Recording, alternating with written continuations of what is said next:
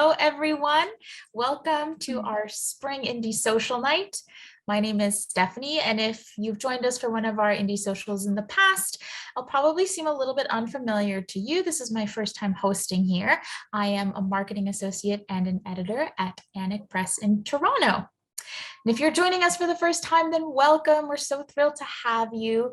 We are 6 independent Canadian presses coming together to chat books and to thank our bookseller and librarian friends for all of your support. And if you've been with us before, then welcome back. We're so glad to see you here. While we all miss in-person events, we're so thrilled that we can open up this event to more booksellers and librarians across the continent on this lovely Tuesday evening with the sun setting here in Toronto. So why don't you let us know where you're from in the chat if you haven't already done so. We've seen tons of great places in there.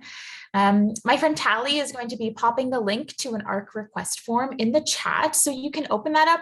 And as you hear all about our books, you can check off the titles that interest you and submit that form at the end. When I looked through the ARC request form this afternoon, I wanted everything. So I'm really glad to hear more about these titles tonight. Now that you know who I am, I'm going to ask all of my friends here to introduce themselves. So my partners in publishing, can you please give us your name, your publishing house and its claim to fame, and what you do there? I also have to say I'm a really big playlist person. Like I have a playlist for every day of the week. I've got a David Bowie workout playlist. I have a playlist from my first year at Annick that I've shared around. So why don't you tell me your favorite song that you've got on constant repeat right now, and I'll add it to my playlist. And our friends who are viewing tonight, why don't you put your favorite song in the chat too, and we will have a playlist that we'll send around later on. I've also got to say that I've got 2 cats that will probably make an appearance tonight by either showing up behind me or screaming for some attention. So why don't you tell us your pets' names too if you've got them. So once again, I'm Stephanie, a marketing associate and editor at Annick Press. My cats are called Shorts and Bonnie, and surprising probably no one who knows me, I still can't stop listening to As It Was by Harry Styles. So there's a cat right now. Let's hear from Anansi next. Hi, everyone. I'm Natassia Berry. A lot of people know me as Tass. I'm the Western Canada account manager at House Unsettled Press and Groundwood Books. I'll be presenting for Anansi tonight, and my wonderful colleague Catherine will be presenting for our sister publisher, Groundwood Books. So House of Anansi was founded in Toronto in 1967 by Dennis Lee and David Godfrey with the intention of just publishing their own poetry. But the press really quickly expanded to publish other now well-known Canadian authors, but really early in their careers. So like Michael Ondaatje and Margaret Atwood, for example. These days, we publish literary and commercial fiction, as well as nonfiction, cookbooks, and of course, still poetry. For the song, I've been listening to a lot of different musical soundtracks lately. So right now, I'm really hooked on Six, the musical, which is about the wives of Henry VIII, but as pop stars. If you haven't checked this out, I highly recommend it. It's fantastic. So I really love Get Down, which is Anne of Cleves' song, but they're all really good. And for pets, I don't have any right now, unfortunately. I was co-parenting a cat with one of our editors. The cat's name is Elena Ferrante, or Effie for short. But I moved in the summer from Ontario to BC, so now I'm like a long distance cool aunt. Distance cat mom and cat aunt. I love that. Thanks, Tass. I'm going to pass it over to Sarah Musa from Annick. Thank you, Stephanie. Hi, everyone. My name is Sarah, or Sarah Musa, however you feel like pronouncing it. I'm okay. I am a digital marketing coordinator as well as, or associate and publicity associate at Annick.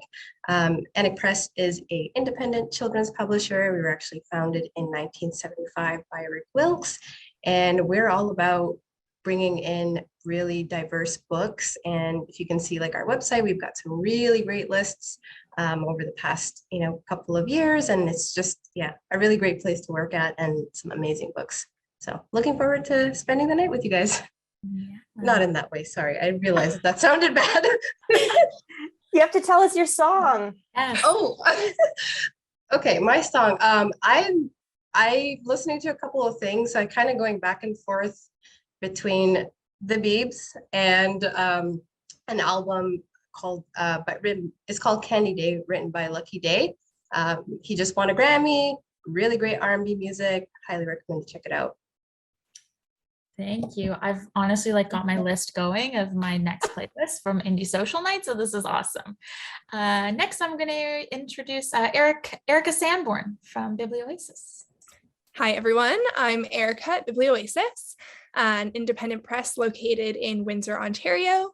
Biblioasis started as a bookstore in 1998 by owner Dan Wells, and it became a literary press in 2004. We started publishing our own titles, mostly adult fiction, nonfiction, some poetry. More recently, we started the Field Notes series, and every year we publish the Best Canadian series to celebrate the wonderful writers coming out of Canada. You may know us from Ducks Newburyport or A Ghost in the Throat last year, which was a favorite for many. And I hope that you'll check out some more of our titles. Oh, my song. So I'm going to say Crush by Duckworth, or anything by him because he's wonderful. I discovered him a few years ago and he opened for Anderson .Paak, and he's a really fun artist. And I do not have any pets, but just half hour before this, I was outside and there's a black cat that keeps hanging around, which I have named Cat. So I will claim her. Accurate, short, I love that. Thanks, Erica. And now from Coach House Books, we have James. Hi, my name is James Lindsay. I'm the sales and marketing coordinator over here at Coach House Books for several years now. We still are based in Toronto, founded in 1965. We're still based in the original Coach House that we were founded in. We print all of our own books as well as publish them, which is rare, as well as print for several other independent publishers in Toronto and Canada as well. We do literary fiction, poetry, socially conscious nonfiction, and a bit of theater as well. I have a 12-year-old Jack Russell dachshund named Quinn. I tried to let her off leash for the first time in a while today in the park, and she immediately turned around and started walking out because she wanted to go home. And lately, I've been listening to a song called Spill Your Guts by a Vancouver indie rock band called Apollo Ghosts. It's very, very pretty. Awesome, thank you. And I don't blame Quinn. Sometimes you just want to go home. It was the first really nice spring day here. That's true. That's true. Maybe we can blame Quinn a little bit. Thanks, James. All right, and from ECW Press, we've got Emily here. Hello, I'm thrilled to be here. Usually you may know me as the host. I'm thrilled that Stephanie is hosting today and I get to just chat about some ECW books. So I'm the sales and rights director at ECW, and we publish about 50 to 60 books a year. We do kind of every genre on the map. We do sports, we do literary fiction, we do nature and environment, pop culture. We have a lot of wrestling books. You may know us from Moon of the Crusted Snow, which came out a few years ago by Wabgeshig Rice. In terms of a playlist, so I was thinking about this as everyone was talking. I listen to episodes of Dateline all day as I'm working, but the one kind of song I have in the mix is kind of random. I'm really into Ashley Simpson again, and so I've been listening to Pieces of Me over and over again, which is like a great bop from 2008, 2007. And I have a cat, Bucky, who knows if she'll come. She hates books, so maybe not. That's okay. We still love her, and we love Ashley Simpson. And last but not least, we have Catherine from Groundwood Books. Thank you. Hi, everyone. I'm Catherine, and I'm the sales associate at House Ansettled Press and Groundwood Books. I'll be representing the Groundwood side of the company tonight, which was founded in 1978 and is based in Toronto. Groundwood publishes children's books across all genres and ages. You may know us for Deborah Ellis's books like the Breadwinner series, for Sarah O'Leary and Kin Lang's A Family is a Family is a Family, for Sydney Smith's Sidewalk Flowers. And as for a pet, I myself don't have one, but my girlfriend has a very sweet Springer Spaniel named Aria, and I adore her. Oh, and for us, the song, I haven't been able to stop listening to That's What I Want by Lil Nas X for a very, very long time now. I love that. That'll be a great addition to our playlist. Thanks, everyone. And for everyone who's joining us tonight, now you know who we are, where we are, what we do, and what we listen to. So on this Tuesday night, it is really the best day of the week to talk about books. Tally is popping everything that you'll need tonight into the chat, links to the ARC request form and to the e-catalog. So keep your eyes on that while we dive right into it. So for all of our publishers, what book on your list stirs the most emotions? We were talking about Bridgerton earlier, and I haven't watched it, but I am a gal who wears all of her emotions on her sleeve. So is there a book on your list that's guaranteed to bring a smile or some tears? I want to hear it. So why don't we start with Annick? Yes, so we definitely have a book for this. Avolida Me, written by Leonardo Carranza and illustrated by Raphael Mayani, which actually released today, is definitely a top choice for this question in particular, and one of my favorite books of the season. Avolida Me is a very heartwarming story that follows a young girl and her Abuelita grandma during a day of errands where they actually encounter some casual racism. Abuelida Me shows me how we can be the heroes of our own experiences and that we can overcome really ugly situations that we face daily. And this is Leonardo's debut picture book, so make sure you get your copy today. There are some really wonderful illustrations in there too. All right, ECW, what do you have for my emotions? Okay, I have a novel. It's called Help, I'm Alive. It's by Gurjinder Basran. She wrote her debut book back in 2010. You may recognize it. I believe it was called Someone You Love Is Gone. So this book is literary fiction. It is about a small suburban community outside of Vancouver. And at the beginning of the novel, footage of Jay, a teenager in the town, his death is shared on social media. And it's kind of unclear whether it was an accident or whether it was a suicide.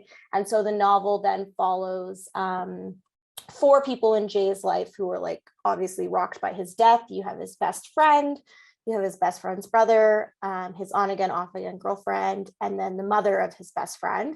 And you kind of follow each point of view as they like reckon with what has happened to Jay and what has happened to all of their lives. It's really powerful. And what I really like about this book is that it kind of shows a portrait of male teenage grief. And I feel like we don't get that very often. And Gurjinder has two sons who I believe are just around like 12 or 13 years old. So she would write a point of view and then she would ask them to read it. And they would like continually give it back to her and be like, this sounds fake, this sounds wrong, do it again. And so she rewrote it until it sounded like really authentic. So I'm super excited about this one. That's what it looks like. I printed it out on a piece of paper. But yeah, excited about this. Help, I'm Alive. Great. Thank you, Emily. What do we have from House of Anansi? So I wanted to talk about No Stars in the Sky, a very emotional book. This is by Marta Batiz, who is Mexican-Canadian and lives in Toronto. This is paperback short fiction. It's publishing in May, very soon. This is a very powerful and challenging book. It's not always easy to read, but it's so important. There's 19 hard-hitting stories that feature female characters, each in a state of crisis. So some are tormented by personal conflicts or relationships gone wrong, while others are suffering at the hands of oppressive regimes. There are stories of mistreated migrant children along the US-Mexican border, of desperate refugees fleeing their homes in Venezuela, and disappeared women in both Mexico and Argentina. And throughout all of this, Marta's really shining a light on the broader racial and gendered violence that's just turned life into a constant struggle of survival for just so many people. We're comping this to books like, How to Pronounce Knife by Subankam Tamavagsa and Her Body and Other Parties by Carmen Maria Machado. I'm personally very excited about this one. I'm not someone who reads a lot of short stories typically. I've always kind of wanted to be one of those people, but I'm not. And I loved this whole collection. I read it front to back. I had to bring a new book in because my ARC is in shameful condition from how much I've carried it around with me. Each story just sucks you in from page one, and I found myself just caring so deeply about all of the characters. It's just fantastic writing. Thank you. We love a well-loved ARC, and I love short stories, so that's awesome. James, what do you have for us from Coach House? We have a great title this year that's actually 5 books in one, all emotional. The Scent of Light by Christiana Gunners. These were published in the late 80s and early 90s in Canada. Christiana is an Icelandic novelist who's lived most of her life in Canada right now. They deal with everything from her childhood in Iceland during the Cold War, which was a very, very different place. She was very poor at the time, to the death of her father. She goes to Winnipeg essentially just to write about the death of her father and grief and the whole story about how he dies versus how she ends up in Winnipeg. She writes about beautiful, my favorite, it's based in the lush interior valley of BC. And she lives in this beautiful cabin surrounded by all these flowers and plants. And she has 2 lovers, one who lives across the lake and only comes over in the winter when it's frozen. And the other is a Quebec separatist who she can only meet in the United States. He's run away from the government. There's also a beautiful, something close to even literary criticism about her in Germany on an academic exchange, thinking about French literature and Mavis Gallant in her backyard. And then a really poignant one about her returning to Denmark, which is the country of her mother, and thinking about how Danish people think about Icelandic people and her own Canadian citizenship. This is what we would now call autofiction. Christiana is the main character in all of these stories, but in the sort of late 80s, early 90s, when these were being published, we didn't have that term yet. So for people who enjoy, say, the work of Sheila Heti or Ben Lerner, this is right up your alley. These are incredibly smart, intellectual, funny, very hot, very kind of sexy stories at times too, that often cross over into memoir, literary criticism, and history as well. Great for sharing that. And it's a beautiful cover. I love that. Show the spine there. It's really good. Ooh, I love a good spine too. Great on the bookshelves. Thanks, James. Catherine, what do you have at Groundwood? So for this one, I wanted to talk about last week. This is definitely one of the books that stirs the most emotion in me this season. Last week is the first middle grade novel to directly deal with the topic of medical assistance in dying, also known as Made or Death with Dignity. It's a short story, about 30 pages with beautiful black and white illustrations throughout, but the text and subject matter is geared towards a 9 to 12 age group. So the story is narrated from a grandchild's perspective, and we learn that they're counting down every last second because this is their grandmother's last week of life. The book takes place over 7 days of the week leading up to their grandmother's last day, and we meet a cast of different characters that are all coming to say goodbye to their very beloved grandmother. The book has been reviewed by Dr. Stephanie Green. She's the co-founder and current president of the Canadian Association of Maid Assessors. And for more context on the topic, Stephanie's provided the book with an afterword to young readers and a list of further resources for parents. It's a really important book to have available as the number of people choosing assisted death is really increasing, and resources, especially for children, are very scarce. Yeah, that's last week. Wow, I almost teared up there hearing about that. Thank you, Catherine. It's a very important book.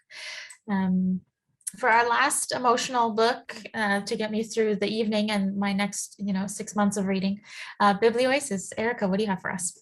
So I'm going to talk about The Music Game by Stephanie Claremont, translated from the French by J.C. Sutcliffe. This book published earlier this year in February. It's been described as the French-Canadian Sally Rooney, which is a really great comp. And Claremont plays in a really cool space between a novel and short stories. Some of the sections are as long as 10 pages, while others are as short as a paragraph. Overall, the book is about 3 friends who are just trying to find their place in the world. They're finished university, they've tried out activism, they've worked a myriad of jobs, but they don't really know exactly where they fit in. It starts with one of their close friends committing suicide, and then throughout the book, we're looking back on different life events for each of these characters. Throughout its pages, Claremont has perfectly described the millennial generation, which is my generation, which I think is why I related to so much of it so well. It's a story of friendship, betrayal, romantic discovery, identity, sexuality, and so much more. It deals with sexual and physical abuse, sexual assault, suicide, transition. This book has a little bit of everything and it's written so wonderfully. I think if you didn't know it was a translation, you wouldn't think of it. I promise it's a delight. I hope that you will pick it up. Thank you, Erica. And thank you everyone for sharing. My TBR is overflowing with emotional titles and I live for that, and my notebook is jam-packed now. Since it's National Poetry Month, our first video interlude tonight is from poet Matthew James Weigel, and he's reading from White Mud Walking.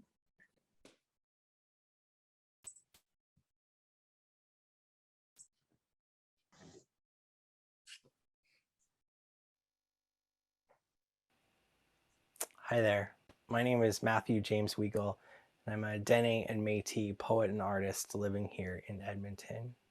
I did a lot of things before I was a poet.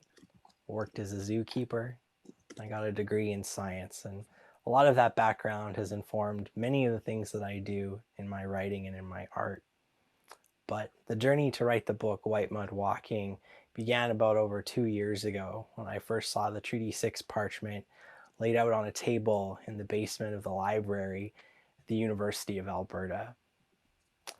Now, there's a lot of things kept in archival collections, and some of those things are objects that don't belong to the universities that keep them. One such example is the photograph of my great-great-grandparents. My great-great-grandfather signed Treaty Number 11 in 1921, and that's what started me on my journey to write the things that I do now. Growing up, my dad would always talk about Grandpa signing treaty. It was something that I was always really proud of, but didn't necessarily know a lot about.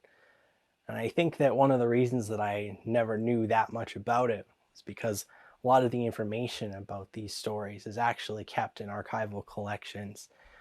And this is a special type of colonial violence, one that sequesters knowledge and keeps stories that don't necessarily belong to those institutions hidden away and kept from being accessed by the people who need to hear those stories the most.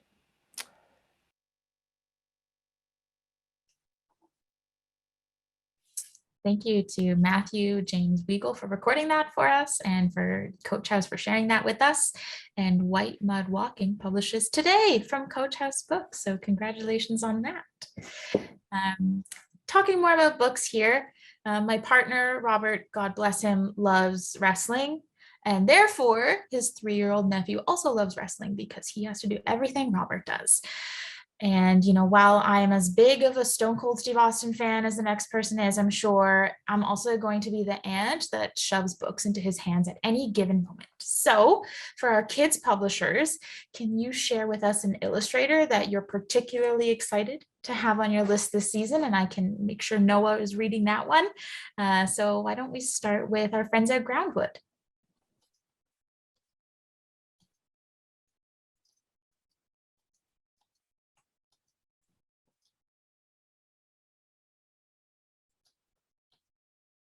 Oh, Catherine, I think you're just muted.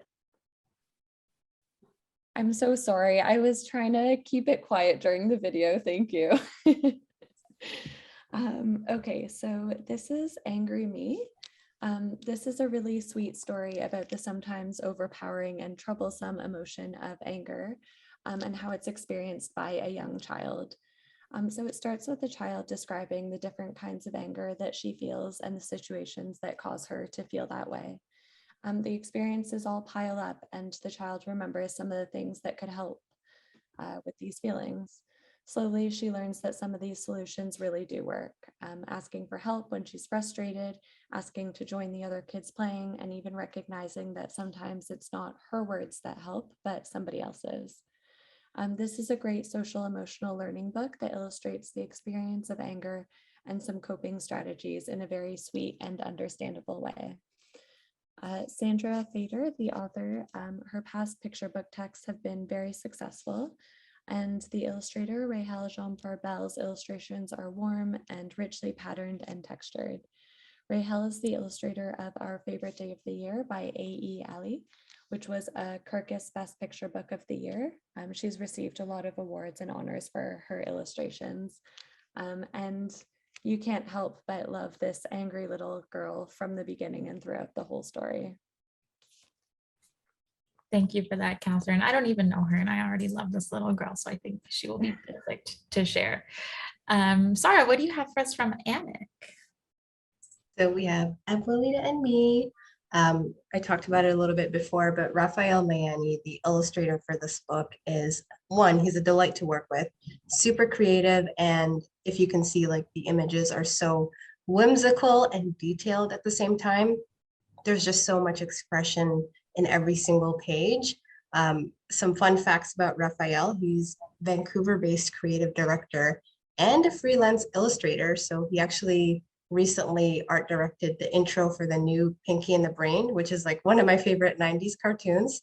And he's worked with a lot of really cool clients such as Disney, Harper's Bazaar, and Mexico, and etc.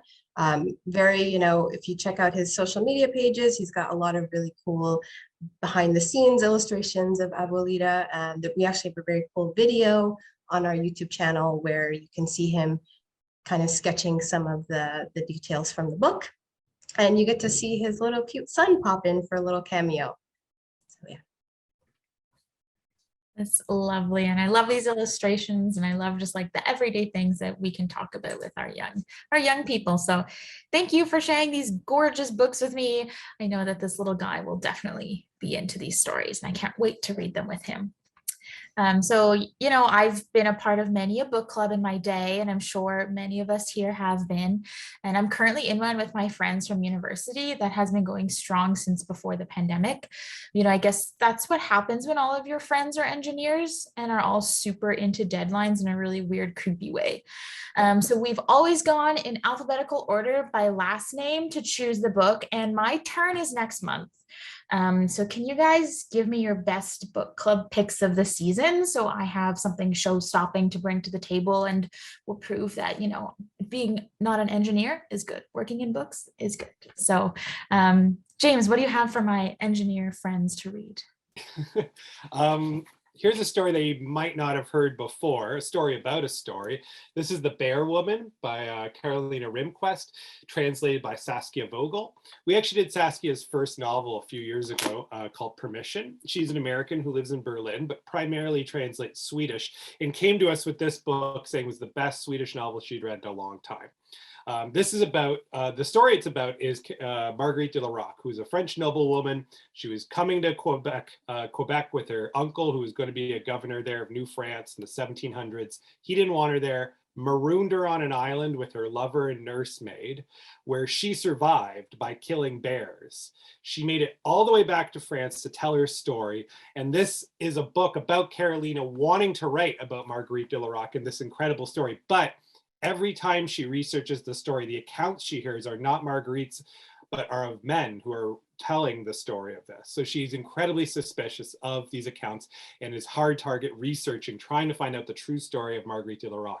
The whole time she's living in Sweden, there's very little sunlight in the winter. She has 3 children, and she has to decide whether she's going to go outside, do the research for the book, or spend time with their kids each day. And she's starting to sort of lose it.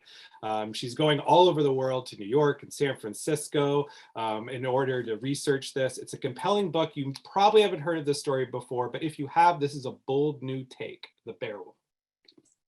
I've not heard of it, and I'm sure my engineering friends have not, who are always talking about terrible science things. So thank you. Erica, what do you have from Biblioasis for our next book club? Okay, so for book clubs, I'm going to recommend the newest in the Baroy Chronicles, which is The Eyes of the Rigel. The first 2 books you may have heard of. It was The Unseen and White Shadow. White Scene was shortlisted for the Man Booker when it first came out and was a hit with book clubs at the time and continues to be so. But The Eyes of the Rigel, as I said, it's the 3rd in the series. It's a great book. It works on its own or as a continuation. So if any book clubs have read either of the first 2 already, it's a great pick as well. So in The Eyes of the Rigel, we follow Ingrid, who has her child strapped to her chest as she leaves her home on the island of Baroi to walk across Norway in the hopes of finding her child's father, who had left the island in an attempt to return to Sweden. Roy Jacobson is a writer for the working class, and in this installment, he expertly writes about the rebuilding of a nation post-World War II through Ingrid's eyes as she makes her journey across Norway. It's a novel of hope, but also a novel of hope crushed. It examines the space between memory and forgetting, and guilt and complicity as citizens try to move forward. This is a novel for readers of historical fiction. It's a novel for readers of translation. It's translated from the Norwegian by Don Bartlett and Don Shaw, and it's a really great pick. The series keeps finding its readers all over, and it's so great to see a community build around it. So I hope that you'll check this one out. Yes, that's awesome. And another translated work. I love translations. That's awesome. Thank you. Emily, what do you have from ECW for book clubs? Yeah, so I have also a historical fiction on my piece of paper, What is Written on the Tongue by Anne Larzuko. So I love this story because Anne one night was having dinner with her father. I think he was in his 80s. And they're just like casually eating. And he was like, when I had that mental breakdown in Indonesia, and she was like, I'm sorry, what? I didn't even know you'd been to Indonesia. So she started researching and she realized that her father had actually been in Indonesia fighting against the Indonesian independence movement. He had been drafted by the Dutch army after World War II. And so this kind of started her on this journey of researching this time in history she knew nothing about, and the result ended up being this novel. So we follow Samuel, who's 20 years old. He is released from a Nazi forced labor camp after World War II ends. He returns to Holland. He's very quickly drafted by the army. He's sent to the colony of the island of Java to help regain control for the Dutch. But the Indonesian independence movement is already far ahead of the soldiers, and so he's kind of thrown into a guerrilla war. And what happens is he, kind of is having all these flashbacks to his time in the Nazi labor camp as being someone who was under someone else's thumb, and now he's kind of the one on the other side of the gun who's perpetuating atrocities against people. So he really comes to this like place of just questioning his own morality. What is he doing here? How can he commit these terrible things? He also falls in love with a woman who is from the island, which is obviously a big no-no. So there's also a love story in this book as well. And it really just ends up being about finding morality in the throes of war and colonization. Really, really gorgeously written. We've gotten really great early reviews for this, and Anne is award-winning. She won the Willa Literary Award for historical fiction for her first book, Dolly Bird. She was nominated for a bunch of awards as well. So we're really excited that she's going to be on ECW's list this spring. And this comes out, I think, in 2 weeks from now. So soon. Thank you for sharing that. I'm excited about all these titles. This is awesome. Cass, what do you have from House of Anansi for my little book club that's growing every week?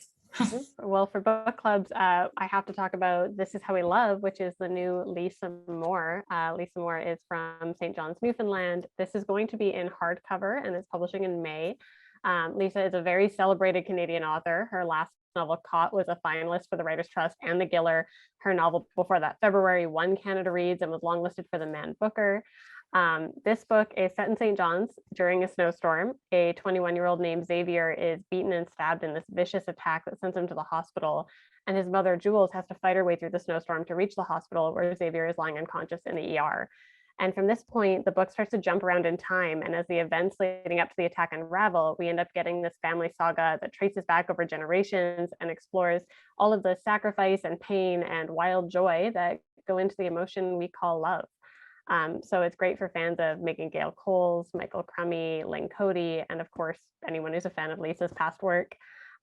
We will have book club questions ready for this one as well. They're not quite ready yet, but they'll be up on our website when they are. Also, fun fact, Lisa did the beautiful cover art for this herself.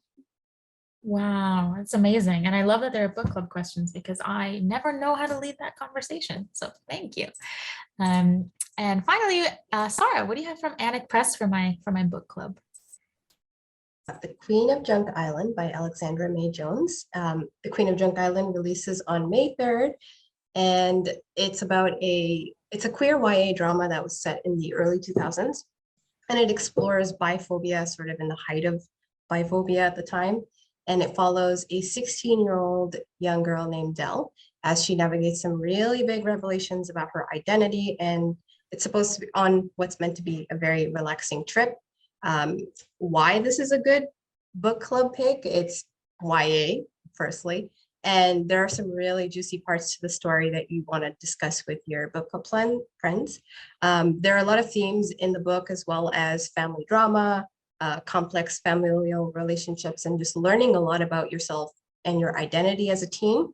And these are all really good conversation topics. So definitely recommend this on your list. Also, if anybody's on TikTok and likes great content, Alexandra Jones is fantastic on TikTok. She's just hilarious. That's awesome. And I'm new on TikTok, so that's great to hear. So thanks, everyone. I've got my next four or five or six or seven. All of these titles tonight are going to be part of my next few months of book club picks. So that's a huge relief. So we have another video interlude. For this one, we have a poem by Alexandra Oliver called The Lipstick Effect.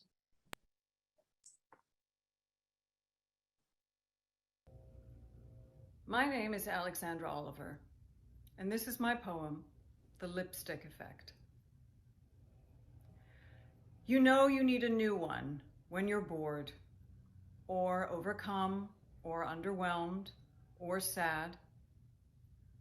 When you can feel the jangles of your age, when vapors fill the valleys of your mind, the news, your kids, the heft of your behind, or change arrives, the turning of a page. You lose your job, move house, cremate your dad, then add another color to the hoard amassed in your boudoir. Their names alone inspire revolution at some level, assuring you there's fire down below, a pirate lustering lust, a latent vamp, a dolce vita waiting where you camp, and on the prairie, cherries in the snow. Beneath the paint, you're neither sleek nor evil.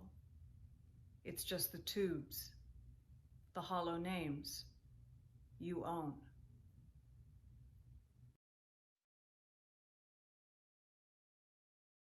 I love that we've had two poets tonight. So thank you to Alexandra Oliver for recording that for us this evening. Her book, Hail the Invisible Watchman, published from Biblioasis on April 5th. So make sure you pick that up. You know, it was a beautiful day in Toronto today, 13 degrees, sunny. I went on a great 5K run where I listened to Harry Styles the whole time. And, you know, I'm sure I'm not the only one, but this was a super long winter. Like March felt like it took 6 years to get through. So we all need something fresh, something new, something eye-opening. So what do you have that will teach us something new or give us something to think about as we're heading into the spring and summer months? So let's get those brain muscles moving, starting with Biblioasis. So what do you have, Erica? Okay, so I don't have a cover to share yet, but I did just pop an image into the chat to give you a feel for what this book is. This will be Try Not to Be Strange by Michael Hingston. What happens when bibliomania escapes the library or the bookshop? Hingston first came across this idea of the kingdom of Redonda in the writings of Javier Marias, assuming that Redonda was the work of Marias's imagination. The idea of it became a fascination and then an obsession, and he began scouring Marias's books for references, of which there were hundreds, and then gathering other materials over the years and eventually building a Redondan library. Last year, he came across an archive of books and artifacts from the estate of one of the earlier kings of Redonda, including the Micronation's flag, which you can see in the photo, fashioned out of a pair of the late king's pajamas. So what is Redonda? It's both a real place, if not quite a kingdom. It's literally, in one sense, a kingdom of bird shit. But through fantasies, lunacies, ambitions, and the writing of 3 to 4 generations of Nobel laureates, best-selling novelists, vegetarian publishers, forgotten science fiction writers, alcoholic poets, barstool prophets, and many others, the myth of Redonda has infected the brains of many.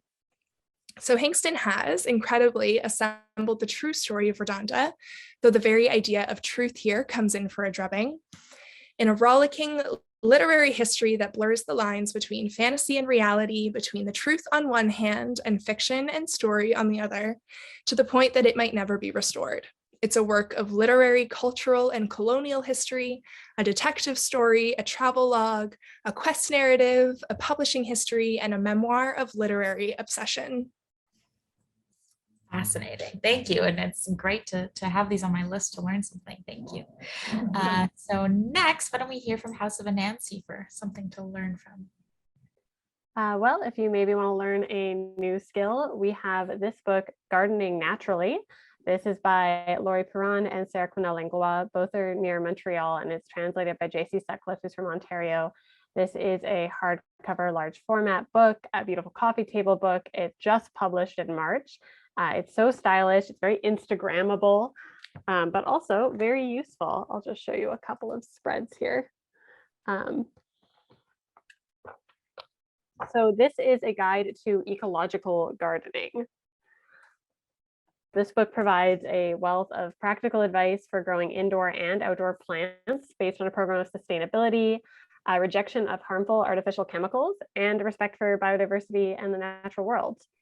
So specifically, there's tips for planting your garden ahead of time, battling disease, insects, and cold weather, starting your own compost pile, repotting effectively, and choosing which local and native flower species will best attract pollinators to your garden.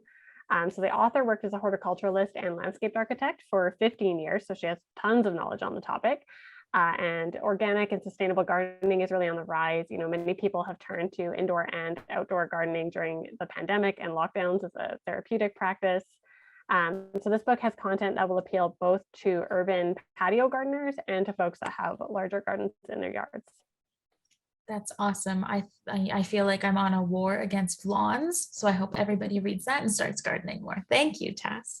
Emily, what do you have from ECW for us to learn something? Yeah, so I have a very spring-friendly book as well. This is Woman Watching. You cannot see it, but there is a coveted blurb on the front there by Canadian royalty Margaret Atwood.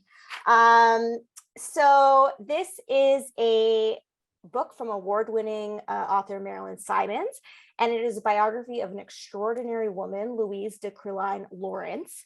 She was a Swedish aristocrat who left Sweden and Russia as well during the Russian Revolution, moved to Canada. She joined the Red Cross. She became a nurse to the Dion quintuplets. I think she spent a year there, and she kind of became repulsed by the media circus that surrounded the quintuplets.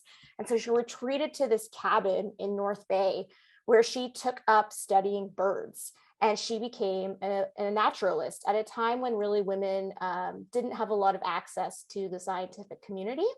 And a lot of the studies that she did of the birds right in her backyard are still used by ornithologists today.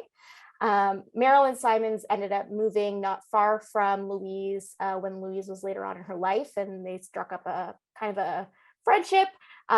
It sparked Marilyn's interest in birding herself, and so she decided she really wanted to investigate Louise's life, you know, kind of see why she was so passionate about these birds and what it is about nature that really sparks this kind of passion in us. So it's a really lovely, well-researched biography, and it'll make you feel very springy. I love that. Yes, we need to keep up the springiness. Even our friends in Winnipeg and Northwestern Ontario who are getting hit with terrible weather. Thanks, Emily. Groundwood, Catherine, what do you have for us to learn something tonight? I'm going to talk about City Streets Are for People. This is just the sampler, but we just got the hardcovers in, and it publishes May 1st, and they look beautiful. So this is the third book in the Think City series. A Forest in the City published in spring 2020 and City of Water published in spring 2021. So this whole series is inspired by the urgency for new approaches to city life as a result of climate change, population growth, and increased density. City streets are for people specifically focuses on sustainable transportation solutions. The book begins by introducing us to the problems of modern transportation. Streets are congested with cars and trucks. There is little room for pedestrians, bicycles, and it's difficult to get around safely and on time. The text invites us to imagine more walkable cities that are healthier and safer and less polluted, and ends with a spread dedicated to ideas on how kids can promote sustainable transportation in their own cities, such as by starting a bike club at their school. The historical details in this book are really interesting as well. It's very well researched and provides a thorough overview of many alternative modes of transportation. This is so awesome. And then I'm going to tie that in with my war against lawns as my war against cars. Thank you. Sarah, what do you have from Annick that'll tie into our more fascinating titles tonight?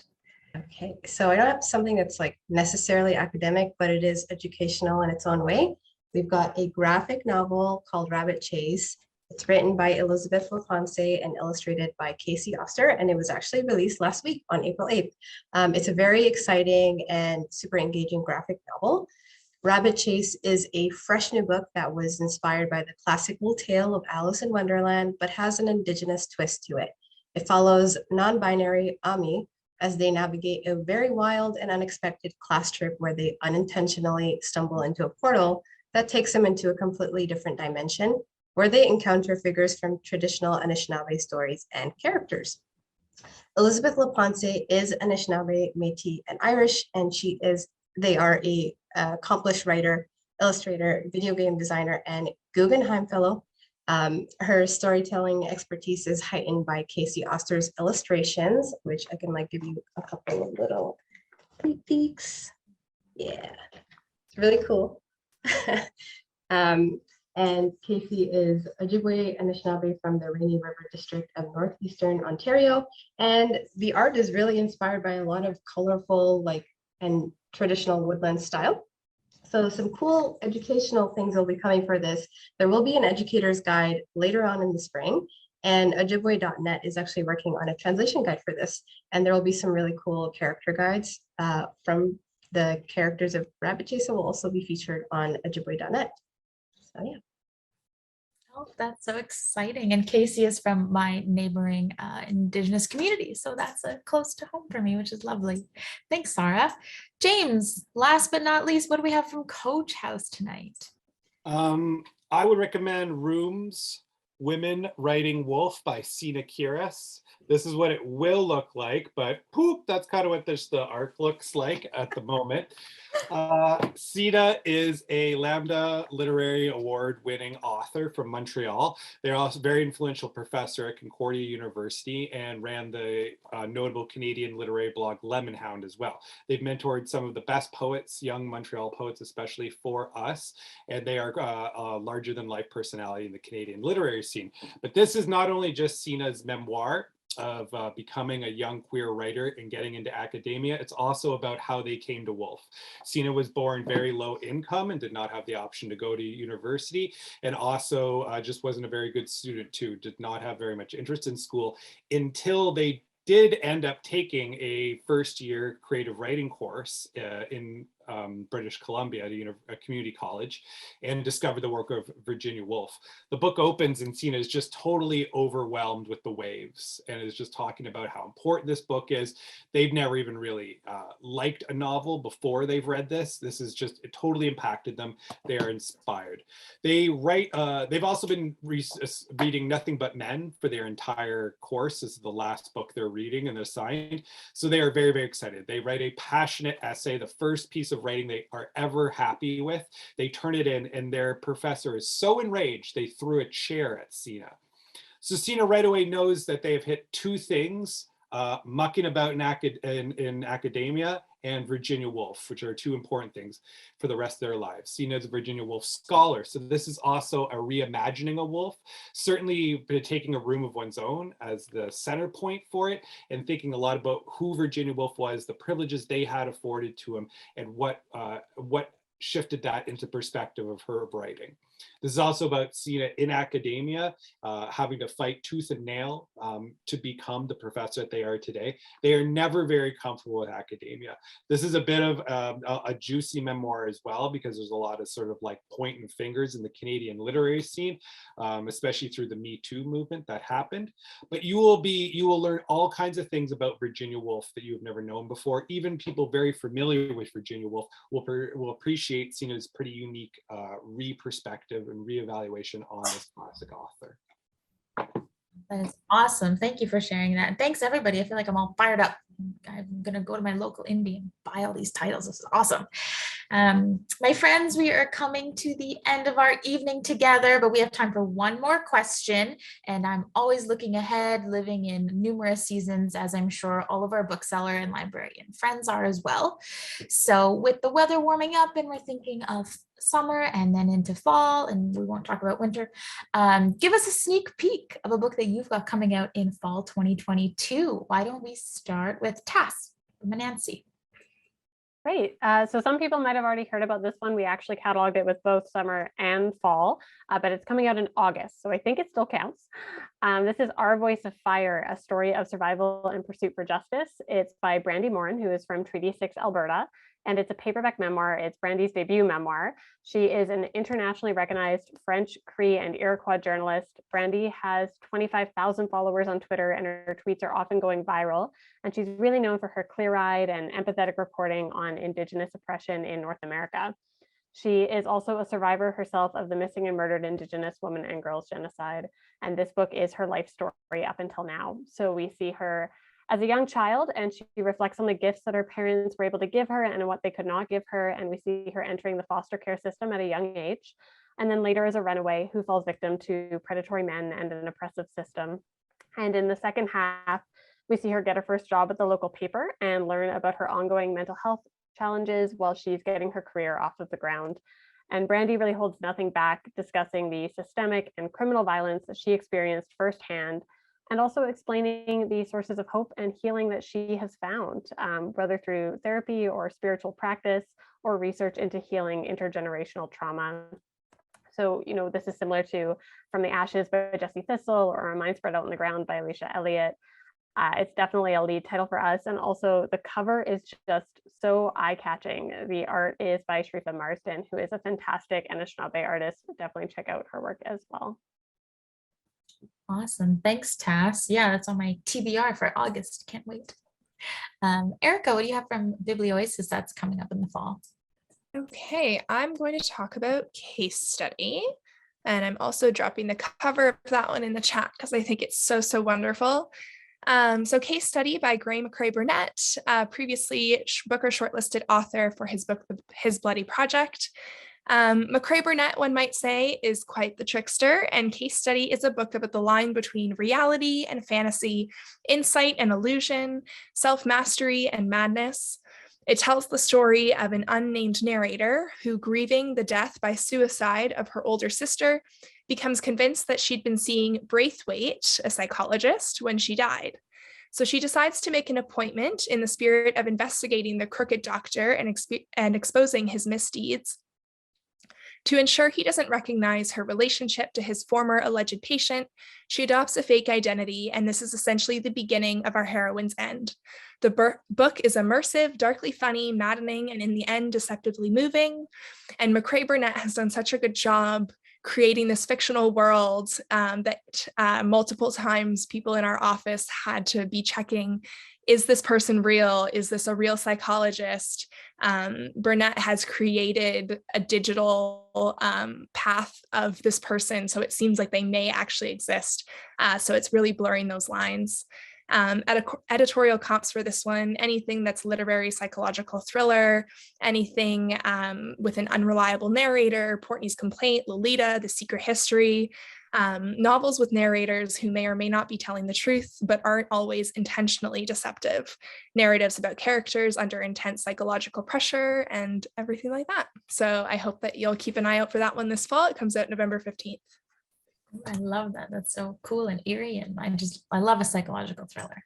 Thanks, Erica. Catherine, what do you have from Groundwood coming out in the fall? I've been really excited to talk to everyone about this one tonight. We have Boobies coming out in the fall.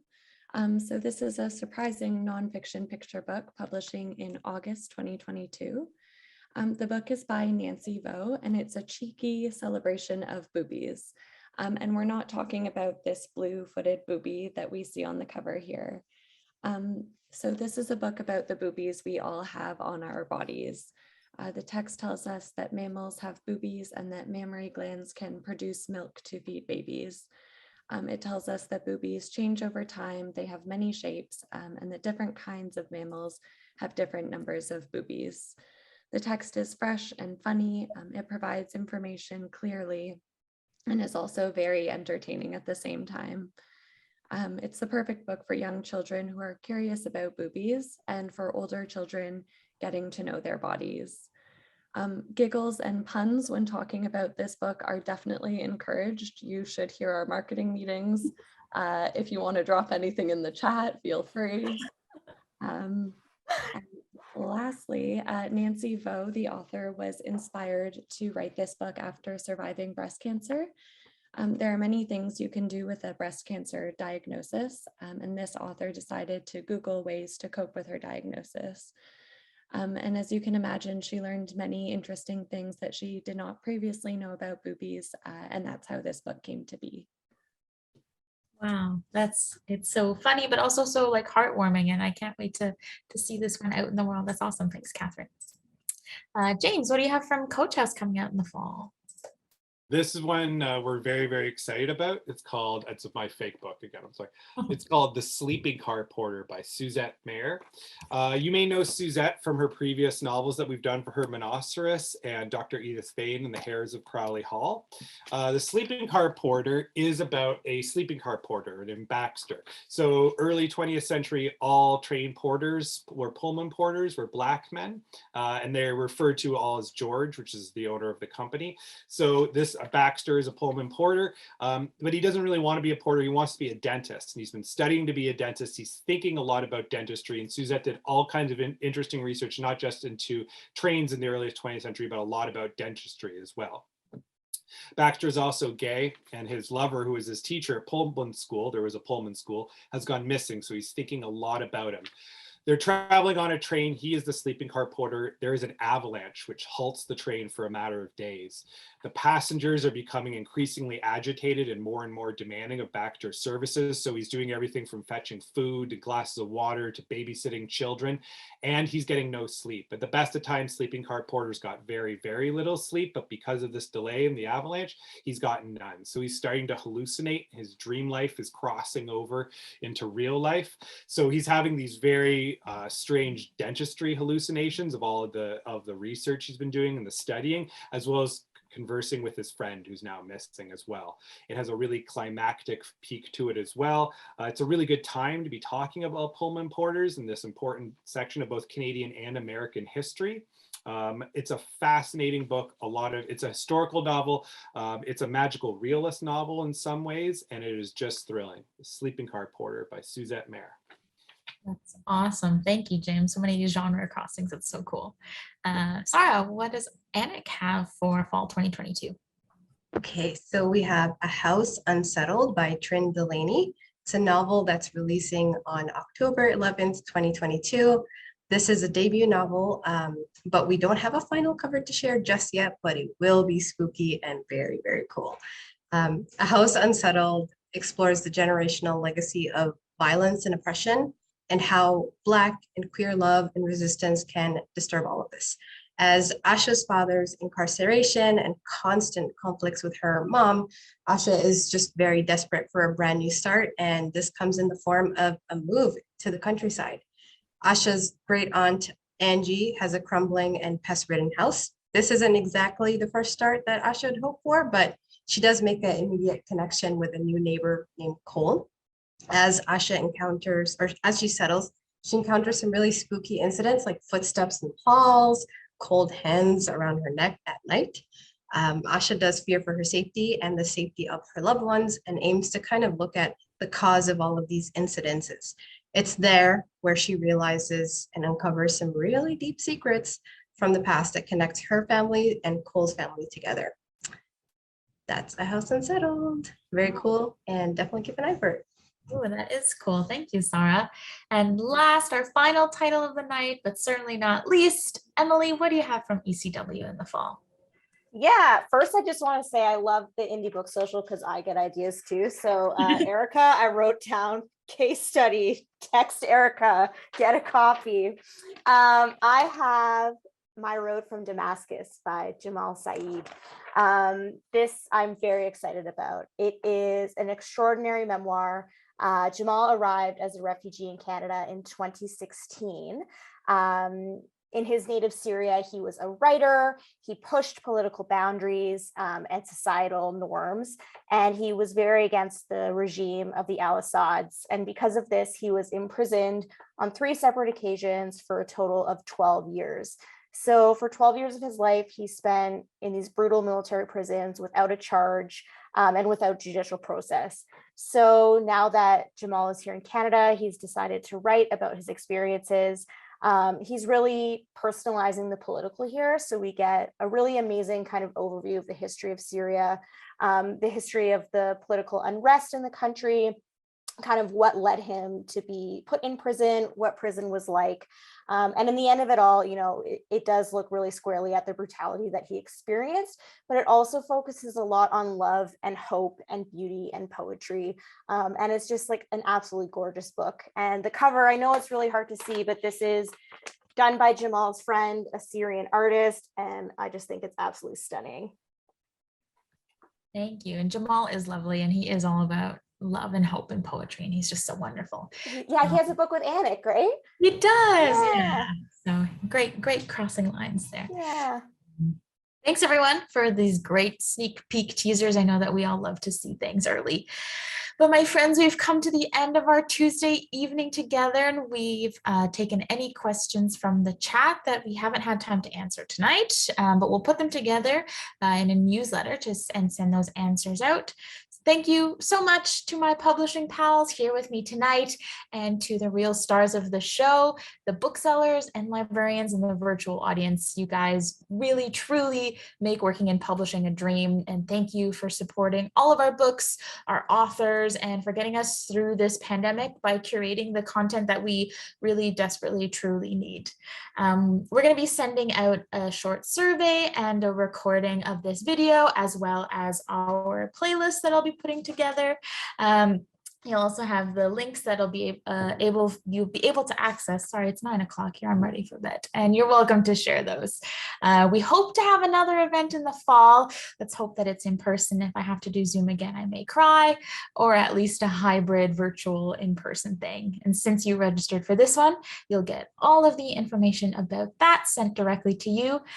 So thank you everybody for joining us tonight, and have a good evening. Thanks, Bye. everyone. Thanks, everyone. Bye. Thanks for joining.